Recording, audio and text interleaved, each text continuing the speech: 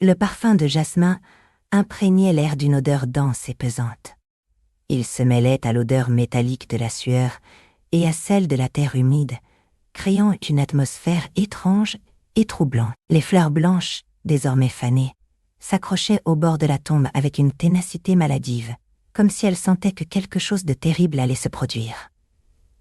On leur consigne que d'autres patrida et Tonia à ce se produire. Un murmure lointain traversait les feuilles sèches du cimetière, un murmure indéchiffrable qui semblait provenir des profondeurs même de la terre. La lune, une faucille grisâtre dans le ciel nocturne, projetait des ombres allongées et déformées sur les pierres tombales, dansant avec la brise comme des spectres agités. Au milieu de ce décor funèbre, une figure se déplaçait lentement vers un mausolée imposant, son visage caché par l'obscurité.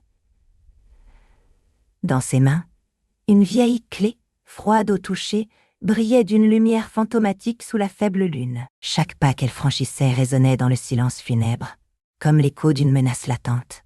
Qui oserait perturber le sommeil éternel sous le regard vigilant de la lune?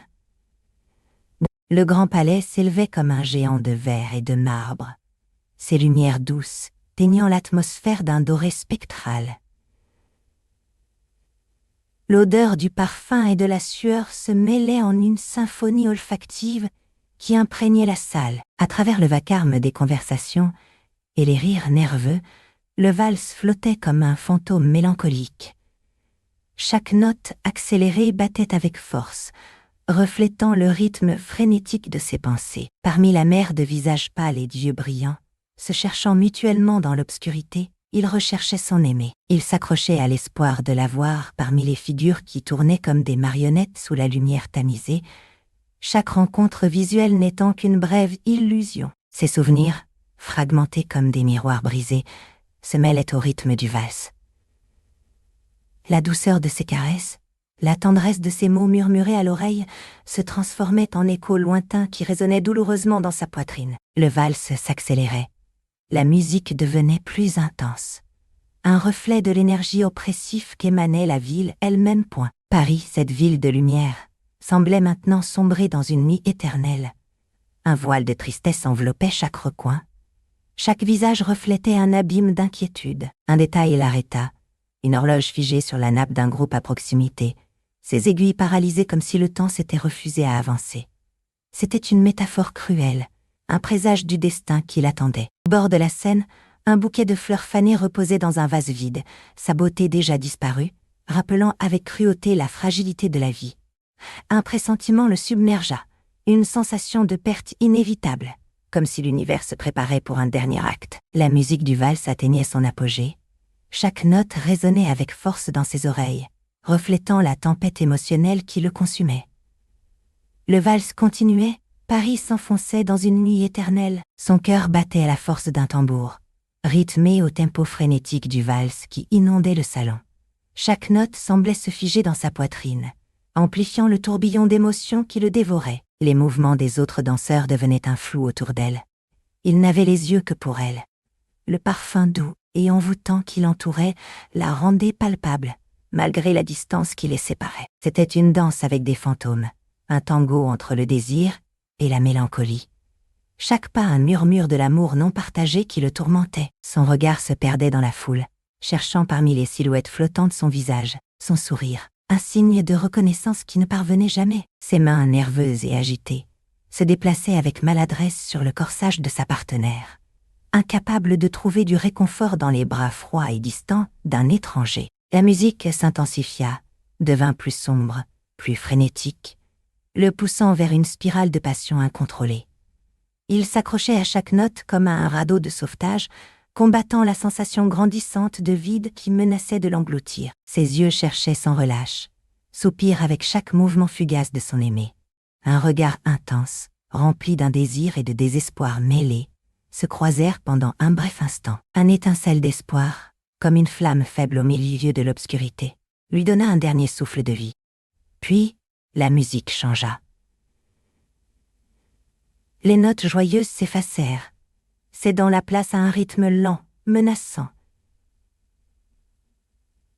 qui se traînait dans le salon comme une ombre glaciale. Un silence pesant enveloppait l'endroit, interrompu seulement par le rythme accéléré du protagoniste et le son lointain des violons qui chantaient désormais une mélodie sombre. Pom pom pom pa pa prit.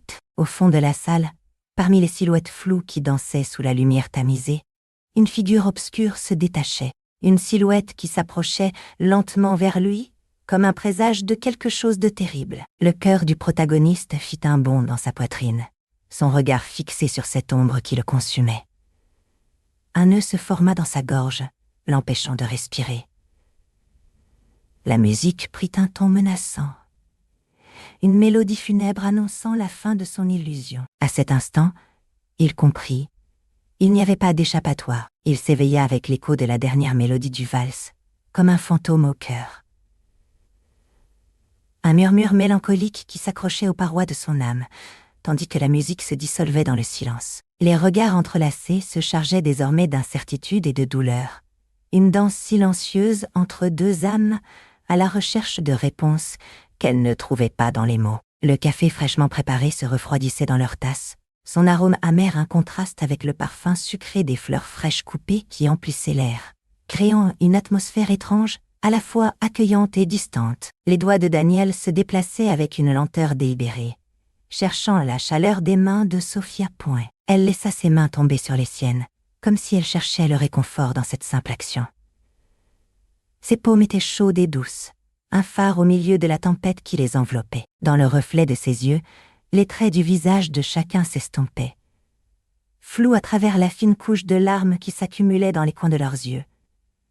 Le silence complice s'étendait comme une couverture pesante entre eux. Daniel essayait de trouver des mots pour exprimer ce qu'il ressentait, mais seuls venaient des sons gutturaux, pris au piège d'un nœud invisible dans sa gorge. Sophia le regardait avec une tristesse profonde dans les yeux, comme si elle pouvait lire le tourbillon d'émotions qui se déchaînait en lui. L'odeur du café et des fleurs s'intensifiait, rappel cruel de la beauté éphémère de la vie. La musique était terminée. Un silence plus profond, plus perçant, se tenait au-dessus d'eux, tel un voile de tristesse qui les enveloppait entièrement. Daniel sentit l'air lui échapper, les mots s'évaporant dans sa bouche sans pouvoir prendre forme.